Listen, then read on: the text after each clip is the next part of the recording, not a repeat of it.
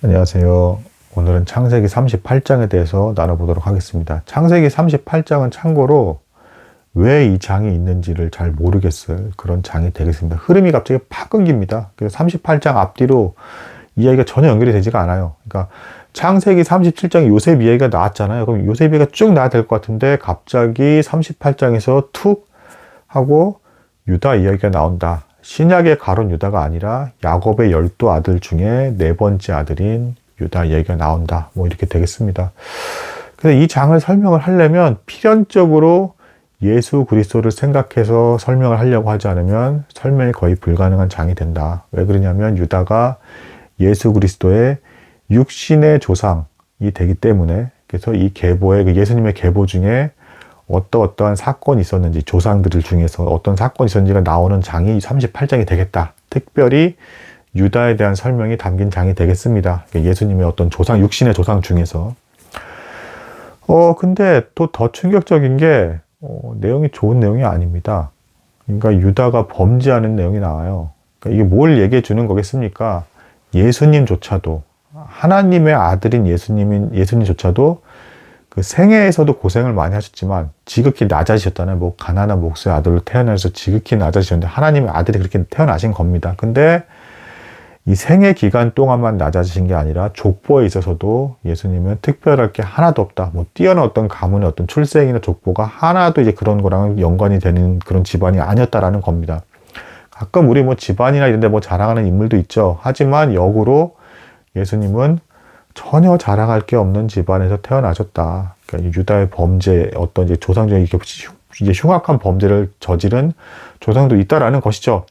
그러니까 이제 육신으로서의 예수님에 있어서의 그 계보는 특별할 게 하나도 없다라는 겁니다. 그러니까 예수님께서조차도 사역을 완전하게 이루신 것에 있어서는 전적인 하나님의 은혜로 된 것이지, 뭐 인간이 갖고 있는 출생지라든가 뭐 가문의 어떤 뛰어남이라든가 특출남에 의해서 그것을 감당하신 것이 아니다. 그래서 그 예수님의 본을 생각할 때 우리 믿음으로 의해서 구원을 받는 형제 자매들조차도 혈통이나 육정으로 말미암지 아니하고 집안 가문 내력이나 이런 것에 의해서 우리가 구원을 이루어진 것이 아니라 전적인 하나님의 은혜와 능력으로 믿음으로 말미암아 구원을 얻었다라는 것이 같이 맞물려서 연결되는 장이 38장이 되겠습니다. 신기한 장입니다. 사실 뭐 즐거운 내용은 절대 아니고요. 뭐 내용을 살펴보겠습니다. 일단은 유다가 야곱의 장막을 떠납니다. 근데 왜 떠났는지에 대해서는 뭐 추정은 어렵지 않아요. 왜 그러냐면 야곱의 장막 안에 있는 형제들이 사이가 안 좋았던 걸로 보여집니다. 37장 내용만 봐도 그렇죠. 그리고 38장은 참고로 유다가 그 37장에 범죄할 때보다 어린 나이였을 때, 그때로 추정이 됩니다. 그러니까 유다가 더 빨리 결혼했던 걸로 보여지고 15살에서 16살쯤에 유다가 결혼한 것으로 추정이 된다. 뭐 굉장히 빠르게 결혼을 했죠. 그러니까 야곱의 장막에 나와서 유다가 멋대로 결혼한 것으로 보여져요. 야곱이 어떤 허락을 구하지도 않고 이방 족속의 여인과 결혼을 하게 됩니다. 왜 이런 일이 벌어졌는가? 뭐 이제 추정컨대 유다가 당연히 야곱의 장막 안에서 하나님의 계시와 어떤 가르침은 분명히 받았을 겁니다. 근데 그런 거룩하고 이제 그 아름다우신 하나님의 어떤 계시를 받는 집안인데 막상 상황 자체는 형제들 간에 반목이 있었고, 뭐 루벤은 뭐 이제 그 아버지의 뭐 아내들 중에 하나와 이제 뭐 간음하는 사건도 벌어지고, 뭐 편애도 있고, 뭐 엉망진창이었던 거죠. 어째 전반적으로 집안의 어떤 분위기가. 그래서 거기에 대해서 이게 뭔가라고 하는 어떤 회의감이 든 것이 아닌가. 그래서 장막에 나와서 독자적으로 생활을 하고 있었던 것 같고, 거기서 이방 족속의 여인을 만나게 되었다. 그리고 여기서 이제 세 아들을 이제 얻게 됩니다. 그 이방 족속의 여인을 통해서 그 다음에 오난, 셀라, 이 세 아들을 얻게 됩니다. 그리고 또 금방 또 첫째 아들 엘이 그 이방 족속의 여인인 다말이란 여인을 또 이제 며느리로 해서 결혼해서 맞이하게 됩니다. 아내로 이제 맞이하게 돼서 유다 입장에서 며느리가 되는 거죠, 그 다말이. 근데 이제 문제는 뭐냐? 성경에 이렇게 나오는 경우가 굉장히 드문데, 이 엘이 사악해서 하나님께서 죽였다라는 이제 기록이 나와요. 그러니까 엔간에서 그런 일은 잘 벌어지지 않습니다. 여러분, 노아의 홍수 사건도 아시죠? 하나님의 길이 참으시다가 마지못해서 그렇게 홍수의 어떤 이제 재앙을 주셔서 이렇게 쓸어버리신 거죠. 인간들이 하도 타락하니까 그리고 뭐 소돔과 고모라 사건도 심지어는 뭐 천사에게까지 막 간음하려고 막 이런 모습들이 나오잖아요. 이런 충격적인 수준까지 가지 않고서는 하나님께서 함부로 이렇게 직접 이렇게 심판하시지 않는데, 이 엘이 구체적으로 뭔지 모르겠으나 아주 악한 인물이었던 것 같고 하나님께서 치셔서 죽게 된다. 근데 이때 당시 풍습이 뭐가 있었냐? 그러면 이제 세 아들 중에 첫째 아들이 죽었고 이제 그 형수님이 계신 거잖아요. 그 첫째 아들의 와이프가 있는 거예요. 형수님이 있는 건데 그 밑에 동생들 입장에서는, 그러면 이제 그 동생이 그 형수님을 취해서 동침을 해서 후손을 낳게 해야 된다. 그리고 그 낳은 후손은 그 동생의 아들이 아니고 동생의 아이가 아니라 형의 아이가 되는 것이다. 그러니까 형의 가문의 대가 끊어지지 않게끔 그렇게 이제 하는 어떤 이거 문화적으로 어떤 구약시대 어떤 그 문화가 있었던 것이죠. 이것이 그러니까 지금 오늘날의 입장에서 보면 너무 막 초잡하고 뭐 좀 이상한 거 아니라고 할지 모르겠지만 이때 당시 문화에서는 그게 대단히 당연한 것이었다라는 것입니다. 그리고 나중에 이제 모세율법에도 그런 게 있었는데 율법이 있기 전이니까 어쨌든 풍습을 따랐던 것으로 이제 보여집니다. 그래서 어쨌든 둘째 아들 오나는 이제 그 첫째 형이 이제 죽었기 때문에 그 형수님이 되겠죠. 다말과 이제 동침을 해서 아이를 갖게끔 만들어야 했습니다. 그렇게 해서 그 아이를 통해서 형의 어떤 이 가문 계보가 연결되게끔 그렇게 해야 될 의무가 있었어요. 근데 이 오난이 또 사악한 어떤 짓을 이제 저질러서 형의 어차피 자기 아이가 될 게 아니니까 자기 가문의 계손으로 속할 아이가 되지 않을 거기 때문에 이제 어떤 그 씨를 그 형수님께 전달을 안 하는 형태의 범죄를 저질러서 이제 하나님께서 오난조차도 치셔서 죽게 하십니다. 그러니까 이제 첫째를 둘째 아들 동시에 다 거의 이제 비슷한 시기에 죽은 겁니다. 근데 다말 입장에서는 근데 어떻게든 아이를 가져야 돼요. 왜 그러냐면 지금 문화로는 전혀 이해가 안 되는데 지금 뭐 혼자 사시는 분도 많고 뭐 아이도 뭐 없을 수 있는 거 아니냐 뭐 이렇게 생각하시는 분이 대단히 많지만 이때 시대에는 아이가 없다, 결혼했는데 아이가 없다, 이거면 완전 그야말로 최악의 저주를 받은 자입니다. 그러니까 완전 무시를 당하고 이제 어떻게 저렇게 기구한 운명에 박복한 여인일 수가 있을까? 그리고 저 여인을 상대하지 말아야겠다. 뭐 재수가 없다. 뭐 이런 정도예요. 그래서 아브라함도 뭐 아이가 안 생긴 것에서 막 고민을 한 게 굉장히 심각한 고민을 한 겁니다. 이게 그냥 단순히 아이가 없어 이게 아니라 저주받은 사람이다. 뭐 이렇게까지 그래서 막 재수 없다. 뭐 상대하지 말자. 뭐 이렇게까지 갈 수 있는 어떤 그런 문화였단 말이에요. 그러니까 이 다말의 입장에서는 어떻게든 아이를 가져야 되는데 이 셋째 아들, 그러니까 이제 그 유다의 아들 중에 세 아들 중에 막내는 아직 나이가 어렸다. 그래서 유다가 기다리라고 일단 합니다. 그래서 이 세 번째 아들이 제대로 장성을 하면 어쨌든 동침을 하게 해서 첫째와 둘째의 아이를 이제 첫째 아이를 갖게 해서 계보를 이어가게끔 하겠다.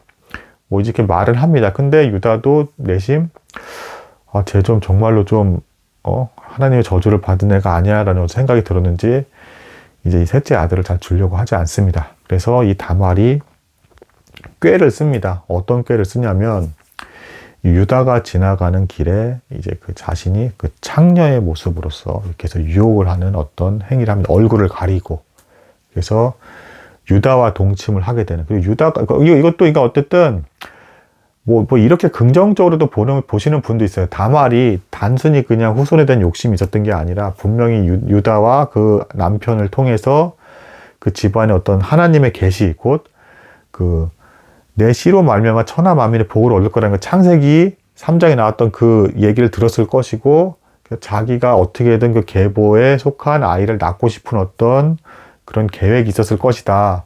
실제로 소돔과 고모라 사건에서도 어떤 일이 있었습니까? 정말 황당한 일이 있었잖아요. 그러니까 그 아브라함의 조카 롯이 피신을 해서 살아남고 나서 그 롯의 딸들이 아버지 롯을 취하게 만든 다음에 동침을 해서 아이를 갖잖아요. 그렇게 해서 뭐 구원자에 대한 어떤 계보를 갖고 싶은 어떤 그런 어떤 욕망이 있었던 것으로 추정이 되는데, 다말도 이제 그런 욕망이 있었던 것 같다. 뭐 이렇게 뭐 보기도 하는데, 곧 하나님의 뜻이 이루어지고 싶은 어떤 욕망이 있었던 것 같다라고 긍정적으로 해석을 하기도 하는데, 어쨌든 다말이 행한 방법은 역시 정상이 아니었다. 그러니까 마치 리브가가 이삭을 속여서 야곱에게 복을 넘긴 것처럼 다말도 잘못된 방법을 사용을 했다. 솔직하고 정직하게 유다에게 찾아가서 셋째 아들을 제게 허락하셔서 첫째 아들의 계보를 잇게끔 제발 만들어 주십사라고 부탁을 했어야 하는 게 맞다. 근데 속임수를 쓴 겁니다. 유다가 잘 안 주니까 셋째 아들을. 그래서 결국은 또 거기서 유다가 또 범죄하는 게 나와요. 그 유혹에 또 넘어갑니다. 넘어가면 안 되는 거잖아요. 근데 유다가 어쨌든 이 기간 동안에 어떤 신앙적인 어떤 회의감이 굉장히 강하게 일어났던 그 기간이었던 것 같습니다. 그래서 결국에는 동침을 하게 되고 망가지는 모습이 보여지게 되고 예수 그리스도의 계보 중에는 이렇게 창녀처럼 여겨질 만한, 심지어 근친상간에 의해서 연결이 되는 그런 인물조차도 있다. 그러니까 예수 그리스도의 지극히 낮으심, 예수님의 어떤 사역의 모든 것은 인간의 계보, 가문과는 상관이 없었다. 전적인 하나님의 은혜와 계획이었다라는 것입니다.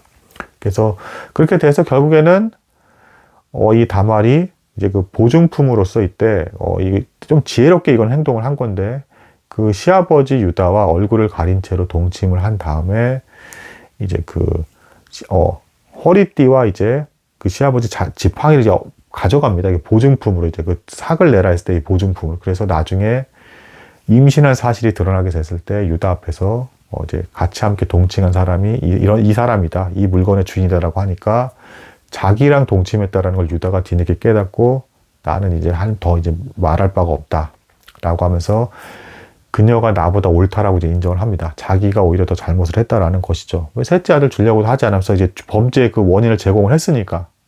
이제 그런 내용이 담긴 장이 이제 그 창세기 38장이 되겠습니다. 참고로 여기서 유다가 처음에 그 다말이 이제 그 첫째 아들 죽은 상태에서 과부인 상태에서 임신했다는 얘기를 들었을 때 불에 태워 죽이겠다 얘기가 나오는데, 이게 그때 풍습으로 봤을 때 정말 태워서 죽이겠다라는 게 아니라 이제 그 얼굴이나 그러니까 볼이나 이마에 이제 찢어서 이게 불로 해서 찢어가지고 어떤 표를 해서 남겨서 창녀 같은 여자다라고 하는 어떤 이제 그런 표를 남기는 어떤 풍습이 있었다라고 합니다. 그래서 그거를 행하려고 했었던 게 아닌가.